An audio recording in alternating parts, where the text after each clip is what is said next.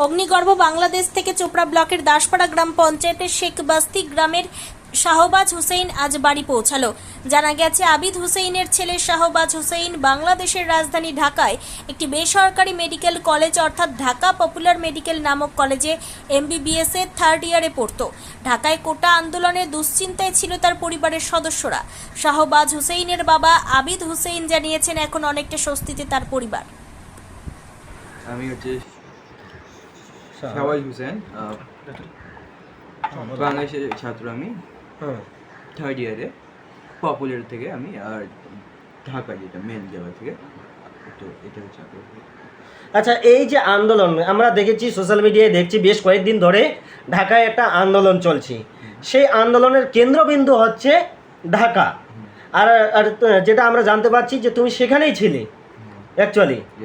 আচ্ছা, তুমি কি এই আন্দোলনের রূপরেখাটা সেখানে দেখেছো? অ্যাকচুয়ালি এটা আন্দোলন হচ্ছে 7-8 দিন আগে হয়েছিল, মানে 13 বা 14 তারিখের দিকে। তো প্রথমে 1-2 দিনই হিটেড আপ ছিল, বাস নর্মাল যা ঝগড়া হচ্ছিল, হচ্ছিল, ওই সবই হচ্ছে, বেশি কিছু হচ্ছিল না। তারপর যেদিনকে জিনিসগুলো বেশি হচ্ছিল বা কী হচ্ছিল ঠিক আইডিয়া হচ্ছিল না, তো নেট সেদিন থেকে করে দিয়েছে, অফ করে রেখে দিয়েছে। নেট থেকে নিয়ে সব কিছু, ইভেন কি আমাদের যে মুভমেন্টও আছে, কি কোথাও যাওয়া থেকে নিয়ে সব কিছু অফ ছিল। তো কি হয়েছে বাইরে এক্স্যাক্টলি আমাদের কোনো ঠিক রিপোর্ট যে আছে ওটা আসেনি, তো কিছু জানানো ঠিক হবে না এখন।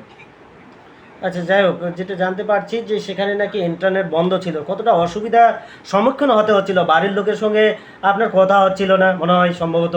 হ্যাঁ, অসুবিধা হচ্ছিল। ইভেন কি যে নেটওয়ার্ক থেকে, মোবাইল থেকে যদি ডাইরেক্ট করে ফোন কল করে, তো ওখানে নেটওয়ার্কে খুব প্রবলেম হচ্ছে এখন। মানে নেটওয়ার্ক হতে পারে জ্যাম আছে, তো নেটওয়ার্কও যদি আসতেছে তো ভাঙে সাউন্ড আসছে, প্রপারলি আসছে না। তো খুব মানে প্রবলেম হচ্ছিলো। ইভেন কি আমার ফ্লাইটে যে টিকিটটা বুক করা ছিল না আগে থেকে, ওখানে যাই আমি করেছিলাম, বুক করেছিলাম। সে সময় কতটা চিন্তা করছিলেন মনে মনে যে বাবা মারা বাড়িতে রয়েছে আর ঢাকায় এত বড় একটা আন্দোলন হচ্ছে? হ্যাঁ, চিন্তা হয়েছিল অবভিয়াসলি, কেন কি কারোকে জানা হচ্ছিল না কি হচ্ছে না, তো অবভিয়াসলি একটা ভয়। মানে এই আন্দোলনটা যে হচ্ছিল, মানে কিসের আন্দোলন এটা? এটা ছাত্র আর ইসের নিয়ে, গভর্নমেন্টের নিয়ে হচ্ছিল। ওনাদের যে থাকে, আমাদের যেরকম ওবিসি, এসটি, এসসি, আমরা যেটাকে রিজার্ভেশন বলি, তো রিজার্ভেশন সিটস থাকে, ওগুলো নিয়ে হচ্ছিল। আর অ্যাকচুয়ালি ওদের এইটাই ছিল কি, এটা হচ্ছে কি এখন অনেক বেশি আছে, তো এটাকে একটু ডিক্রিজ দেওয়া ছিল। কোটা যেটাকে কোটা সিস্টেমটা আর কি, কোটা সিস্টেমে একটু ছাত্রদের এটাই ছিল, একটু দেওয়া উচিত ছিল। তো কথা হচ্ছে এটাই কি এখনও মানে কি হবে কি না, আজকে মেবি একটা আছে, মিটিং আছে, যদি ঠিক হওয়ার চান্স আছে তো আজকে হওয়ার চান্স আছে। আচ্ছা, কিভাবে যোগাযোগ করলে বাড়ির সঙ্গে? যে তুমি যে বাড়ি আসলে, এখন বাড়িতে রয়েছো, কিভাবে যোগাযোগ করো? ডাইরেক্ট একটা নাম্বার থেকে, মানে সেখানে তো নেটওয়ার্ক ছিল না সম্ভবত। যে থাকে মোবাইল থেকে, ওখানে যে 100-200 টাকা যদি নর্মালি দেন, তো 1 মিনিটে 12 টাকার মতন এরকম করে হয়, যেটা প্যাক থাকে ওইটা থেকেই হবে। মানে এমনি ইন্টারনেট ফোন কলস বা তো নর্মাল ফোন কলস হবে না, ওখানে যাবে না এখন। ওইটা আপনাকে নর্মাল যে আগের যে আমরা করতাম ওই সেই হিসাবে হবে। তুমি তো আজকে বাড়িতে আসলে, সেখানে কি পরিস্থিতি স্থিতিশীল রয়েছে নাকি এখনো উত্তাল রয়েছে? না না, এখনো ঠিক হয়নি। ওইটা তো আমাদের কলেজে আছে, মানে প্রিন্সিপাল স্যার যে আছে ওনার হচ্ছে খুব একটু ভালো ছিল, সে আমাদেরকে হেল্প দিয়েছিল, মানে ওখান থেকে মানে যে আমাদের হেল্প করেছিল। ইনফ্যাক্ট আমরা একদিনে 60 মতন জন আসছিলাম, খালি ইন্ডিয়ানই ছিল না, সাথে সাথে নেপালিরাও ওখানে ছিল। তো সো নেপালি আর ইন্ডিয়ান 60 মতন আমরা কালকে ওই জায়গাটা থেকে করেছিলাম, বের হয়েছিলাম। আর জায়গাটা সেফ ছিল না একদম, মানে এখনো ঠিক নেই, মানে সেফ না, কেন কি পরিস্থিতি এখনো নিয়ন্ত্রণে নেই, সেফ নেই এখন। কেন কি এখনো একটা যদি যাবে ওখানে, তো বাইরে কেউ মানুষ নেই, কিছু নেই, একদম পুরা মানে একদম সব কিছু। আচ্ছা, এই যে আন্দোলনটা মানে কারা করছে এই আন্দোলন? এই আন্দোলনটা এখন গভর্নমেন্ট আর ছাত্রদের মধ্যে। যাই হোক, সরকার, সেখানকার সরকার, বাংলাদেশ সরকার কতটা সহযোগিতা করেছে বাড়ি আসার জন্য? বাংলাদেশ সরকার কিছু সাহায্য দেয়নি, আর যদি দেয়ও তো আমাদের কোনো ইনফরমেশন নাই সেই হিসাবে। আমাদেরকে আমরা ইন্ডিয়ান যে এমবেসি আছে ওদেরকে ফোন করেছিলাম। আর ভারত সরকারও এক্স্যাক্টলি জানা নেই ভারত সরকারদেরকে। আর এখনও অনেক ছাত্র আছে ওখানে, এক্স্যাক্টলি আমাদের যে কলেজ থেকে আসতে পারছে কেন কি যে আমাদের ইয়ে আছে মানে টিচার আছে, তারা ভাবছে কি আমাদেরকে দেশে পাঠানো দেওয়া ঠিক হবে, তারা করেছে না এটাও ভারত সরকার কিছু করেনি, এটাও জানানো ঠিক হবে না কেন কি এমবাসি আমাদেরকে দিয়েছিলাম, আমরা এমবাসি থেকে ফোন দিয়েছিলাম আর যে বলেছিলাম কি আমাদেরকে দরকার আছে, সাপোর্ট দরকার আছে, ইনকেস যদি কিছু হয়ে যায় তো আপনারা সাপোর্ট দেবেন, তো বলছে হ্যাঁ ওইটা আমরা দিব, তো দিয়েছিল, এরকম না কি সাপোর্ট দেয়, দিয়েছিল, যদি দরকার হতো তো মেবি দিত সাপোর্ট। আজকে কিন্তু আপনি বাড়ি আসছেন, তো সেখানকার ফিলিংটা এবং আজকে যে বাড়ি মানে পৌঁছাইছেন, কেমন ফিলিংটা হচ্ছে? ভালো অবভিয়াসলি, কেন কি ওখানে একদম একটা জায়গাতে থাকা, তারপর কি হবে কি না এক্স্যাক্টলি জানা নেই, হতে পারে আজকেও ঠিক হয়ে যাক জিনিসটা, এক সপ্তাহ বাদ বা এক মাস বাদ, কোনো ঠিক নেই, মানে ওই জিনিসটা কী হবে নেগলিজেন্সি এরকম আছে কি কালকেও হতে পারে, পরশু হতে পারে, আর জিনিসটা এক্সটেন্ড হয়ে যেতে পারে, মারপিট থেকে না সব কিছু, কেন কি এখনও ডিফারেন্ট জায়গা থেকে ডিফারেন্ট ইনফরমেশান আসে, তো কোন কত ঠিক কত ভুল এটা এক্স্যাক্টলি জানা যাওয়া যায় না এইসব সময়, তো কিছু উত্তর দেওয়া এক্স্যাক্টলি ঠিক থাকে না এইসব জায়গা, কেন কি এইসব খুব মানে হালকা টাইপের হয় জিনিস, কিছু যদি উত্তর দেন আপনি যদি ভুল হয়ে যায় তো এই জিনিসটা উচিত না, কেন কি কী হবে কি না কালকে বা তো নেক্সট ডে ওইটা ইনশাল্লাহ এটাই করা যায় কি তাড়াতাড়ি সব ঠিক হয়ে যায় ব্যাস। এই যে আন্দোলনের কারণটা মানে তুমি কিভাবে দেখছো এটাকে? আমি তো অ্যাকচুয়ালি ওখানকার ছাত্র না, আমি এটাও জানতাম না কি কত % সিট দেওয়া আছে কত নাই কিছু নাই, আমি ওখানে থাকতাম তো ফেসবুকে সবাই যত ইয়ে আছে ফ্রেন্ডস আছে কলিগস আছে দেখতাম কি ফেসবুকে করছে কমেন্ট করে, তো ওখান থেকে জানানো যায় কি কী হচ্ছে না, তারপরে দেখছি অনেক মানে এই জিনিসটা মানে নন ভায়োলেন্স ছিল, আগে মুখ থেকে ছিল বাস, তারপর অ্যাকশনস থেকে বেশি অনেক কিছু মার্কেট, তো এক্স্যাক্টলি কত এক্সটেন্ডে ওইটা হয়েছে ওইটা আমার জানি না, আমার কারণ কি ফেসবুকও অফ করে দিয়েছিল একদিনের ভিতরে, সব মানে ফেসবুকে ইন্টারনেটই অফ করে দিয়েছিল। এই যে সোশ্যাল মিডিয়ার মাধ্যমে কিন্তু আমরা জানতে পারছি যে কোটা সিস্টেমে মুক্তিযোদ্ধাদের জন্য কিন্তু বিশেষ একটা পার্সেন্টেজ। চিন্তা তো অবশ্যই থাকবে, এক তো বিদেশে থাকছে পড়াশোনা করছে, তারপর মিডিয়াতে যা দেখছিলাম টিভি নিউজে পরিস্থিতি সত্যি খুবই খারাপ, যেভাবে রাস্তায় ওপেন গুলি চলছে, লোকজন মারা যাচ্ছে, তো ভয় তো লাগেই, মানে বিশাল একটা অস্বস্তিতে ছিলাম।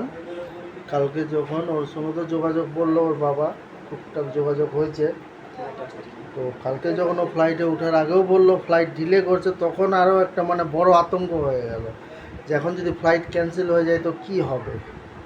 তো শেষমেশ যখন ফ্লাইট ছাড়লো কলকাতা পৌঁছালো তখন মোটামুটি যে সবাই একটা সেফ ফিল করলাম যে না যাক ফিরলো বাড়ি ফিরলো।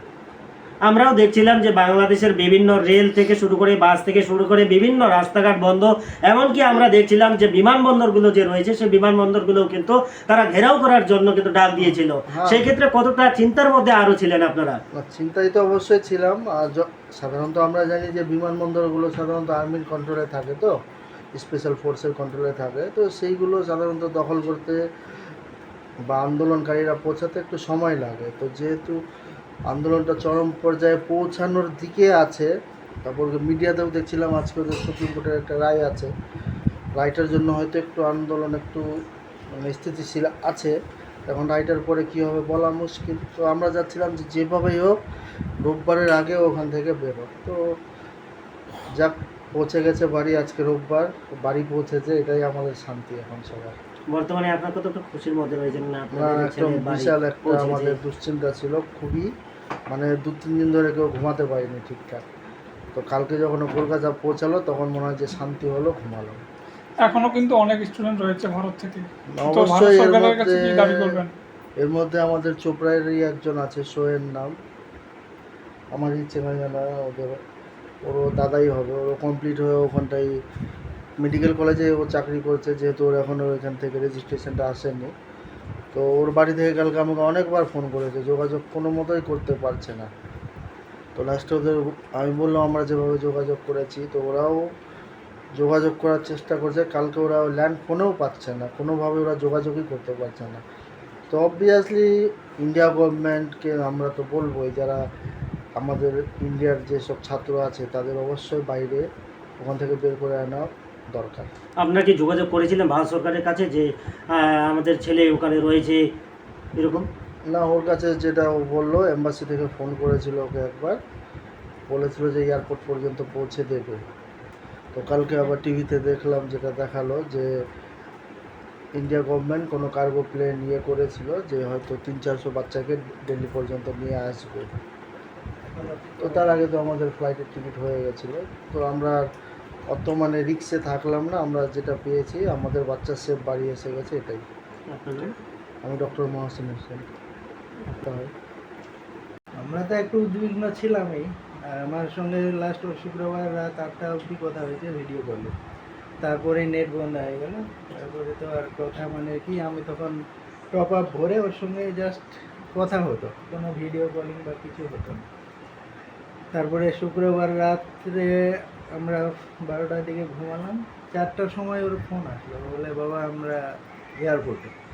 মানে এয়ারপোর্টে কোথায় আছি? বলে ভিতরেই আছি। আমি বললাম তাহলে বের হবি না ভিতরে? বাইরে হয়তো ঝামেলা হচ্ছে, বাইরে আসবি না। তারপরে তো ওইভাবে ও থাকলো ভিতরে, আমরা এখান থেকে টিকিট করে দিলাম। টিকিট করে দেওয়ার পরেই কালকে আবার ফ্লাইটে ও কলকাতায় আসে, কলকাতা থেকে রাত্রে বাড়ি চলে আসে, আর বাড়িতে সকালে পৌঁছায়। তার মানে আপনার ছেলের সঙ্গে কি আপনাদের কথা হতো মাঝে মধ্যে নাকি?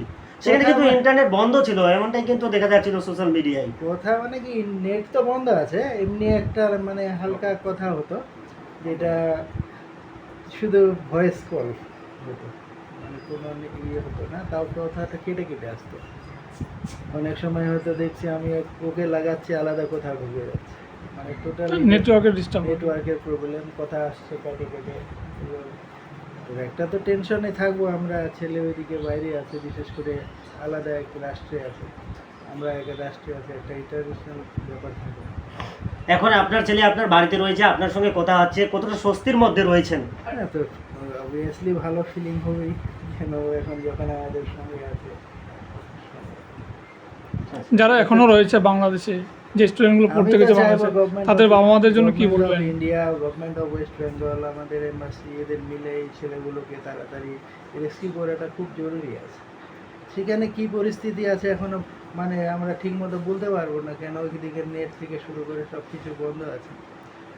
আমার কিছু পরিচিত আছে, ওদের ফোন করছি, ওদেরও লাগে না। তো এইভাবে বাচ্চারা তো নিশ্চয়ই মানে একটা ইসের মধ্যে আছে, উৎকণ্ঠার মধ্যে। তারপরে ফ্যামিলিগুলো তো একটা বড় ধরনের এনজাইটির মধ্যে থাকে, কেন কানেকশন নেই, কোনো ইন্টারনেট কানেকশন নেই, ফোন কানেকশন নেই, এটা বড় ধরনের একটা দুশ্চিন্তা থাকেই সবসময়।